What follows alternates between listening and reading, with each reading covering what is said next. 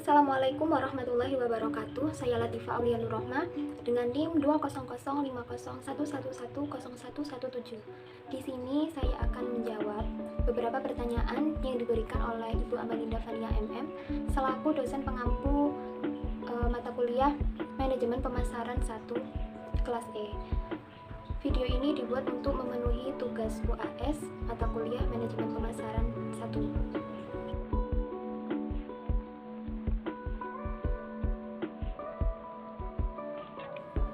Menurut Jogianto pada tahun 2004 dalam bukunya yang berjudul Analisis dan Desain Sistem Informasi, beliau berpendapat bahwa informasi merupakan data yang diolah menjadi bentuk yang lebih berguna bagi yang menerimanya. Secara umum, jenis-jenis sistem informasi sangatlah banyak dan beraneka ragam. Jenis-jenis sistem informasi biasanya terdiri dari spesifikasi dan juga fungsi tertentu yang ada di dalam suatu organisasi. Ada beberapa sistem informasi yang banyak diimplementasikan di dalam lingkungan perusahaan seperti sistem informasi manajemen, sistem informasi akuntansi, sistem informasi eksekutif, sistem informasi keuangan, sistem informasi manufaktur, dan juga sistem informasi pemasaran. Dari beberapa macam sistem informasi yang telah saya sebutkan tadi, ada perbedaan di dalam penggunaan sistem informasi tersebut pada perusahaan yang berskala besar dan perusahaan yang berskala kecil. Pada perusahaan yang berskala besar, mereka biasanya mengaplikasikan seluruh sistem informasi yang dibutuhkan dalam perusahaan seperti yang telah saya sebutkan tadi.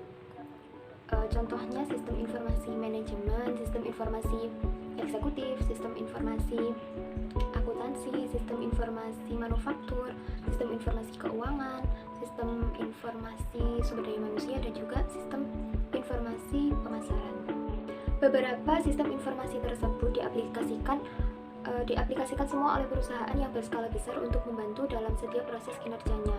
Sedangkan pada perusahaan yang berskala kecil, mereka tidak menerapkan semua sistem informasi tersebut karena di dalam perusahaan yang berskala kecil ini mereka hanya membutuhkan beberapa sistem informasi seperti sistem informasi sumber daya manusia, sistem informasi manajemen, sistem informasi keuangan, dan sistem informasi pemasaran.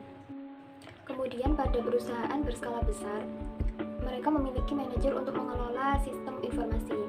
Jadi mereka memiliki sumber daya manusia yang memadai dan struktur organisasi yang jelas sehingga bisa membagi tugas sesuai dengan kemampuan. Sedangkan pada perusahaan yang berskala kecil, mereka tidak memiliki manajer untuk mengelola sistem informasi tersebut. Selanjutnya, pada perusahaan yang berskala besar, sistem informasi yang digunakan sudah menggunakan teknologi yang modern dan up-to-date. Sedangkan pada perusahaan yang berskala kecil, sistem informasi mereka masih menggunakan teknologi sederhana. Adapun teknologi menurut maksud pada tahun 2003 merupakan penyelamat bagi UKM karena memberikan peralatan yang dibutuhkan untuk operasional dan manajemen. Selanjutnya, pada perusahaan yang berskala besar, sistem informasi mengenai penjualan menggunakan database seperti data stok barang, data stok pelanggan, dan lain-lain. Sedangkan pada perusahaan yang berskala kecil, sistem informasi penjualan mereka menggunakan cara manual seperti pembukuan dan lain-lain. Dan pada perusahaan berskala besar menggunakan sistem intelijen pemasaran profesional. Sedangkan pada perusahaan berskala kecil mereka menggunakan sistem intelijen pemasaran yang sesuai dengan pengetahuan yang dimiliki.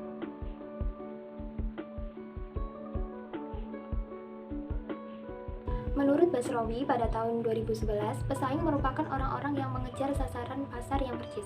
Perusahaan perlu terus membandingkan produk, harga, distribusi, promosi dengan pesaingnya. Sedangkan pemasaran menurut Philip dan Duncan, pemasaran adalah suatu yang meliputi semua langkah yang dipakai atau dibutuhkan untuk menempatkan barang yang bersifat nyata ke tangan konsumen. Lingkungan pemasaran dikategorikan menjadi dua macam, yaitu the microenvironment dan juga di mana the microenvironment terdiri dari perusahaan, pemasok, perantara pemasaran, pasar pelanggan, pesaing, dan publik. Sedangkan the macroenvironment meliputi kekuatan demografis, ekonomi, alam, teknologi, politik, serta budaya. Cara mengidentifikasi pesaing usaha berdasarkan lingkungan pemasaran dapat dilihat dari 3 aspek. Yang pertama yaitu melihat dan membaca kebutuhan lingkungan. Jadi, kita harus mengerti apa yang dibutuhkan oleh masyarakat di lingkungan kita sebelum membuka usaha. Contohnya, apabila di lingkungan kita itu belum banyak tersedia nasi ayam, maka kita bisa menjadi peluang untuk membuka usaha sebagai penyedia nasi ayam yang memiliki beragam inovasi. Nah, hal yang perlu dihindari dalam membuka usaha itu yaitu jangan membuka usaha yang mana di tempat itu sudah umum dijual, seperti menjual ikan di wilayah yang mayoritas penduduknya itu bekerja sebagai nelayan. Nah, itu salah besar karena pastinya di sana ikan sangat melimpah. Ketika kita berjualan ikan di sana, maka masyarakat merasa tidak membutuhkan itu karena yang mereka butuhkan sudah terpenuhi. Yang kedua, mencari dan menentukan tempat yang strategis untuk membangun suatu usaha.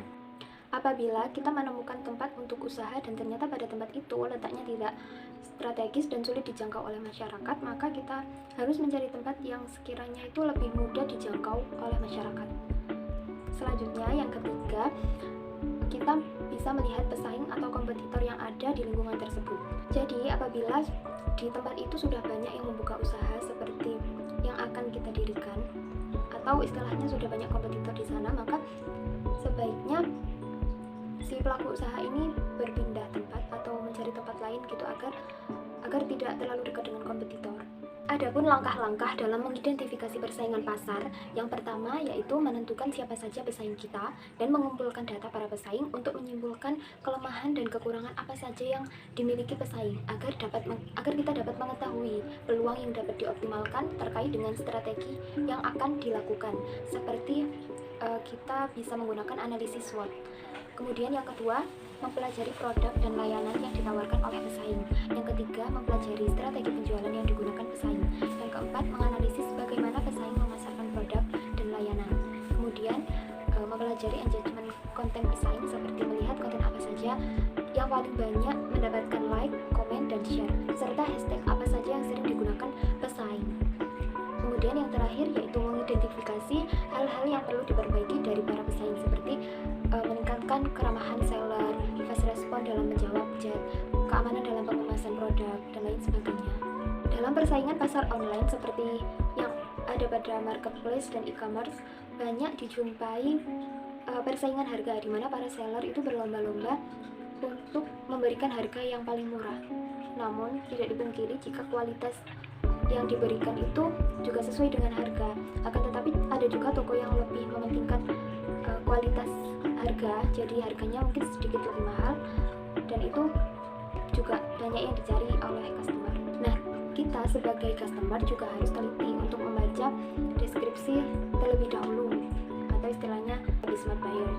Sama halnya dengan yang terjadi pada persaingan pasar online, pasar offline pun juga mengalami perang harga, namun tidak separah pada persaingan pasar online. Biasanya pada pasar offline, kebersihan toko itu juga menjadi salah satu faktor pembeli untuk memilih toko tersebut.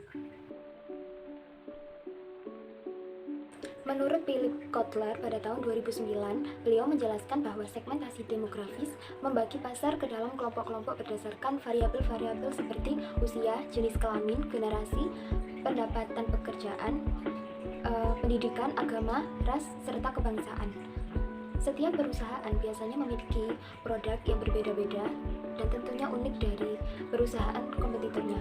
Untuk melakukan pemasaran yang efektif, perusahaan harus memahami produk seperti apa yang dibutuhkan oleh konsumen.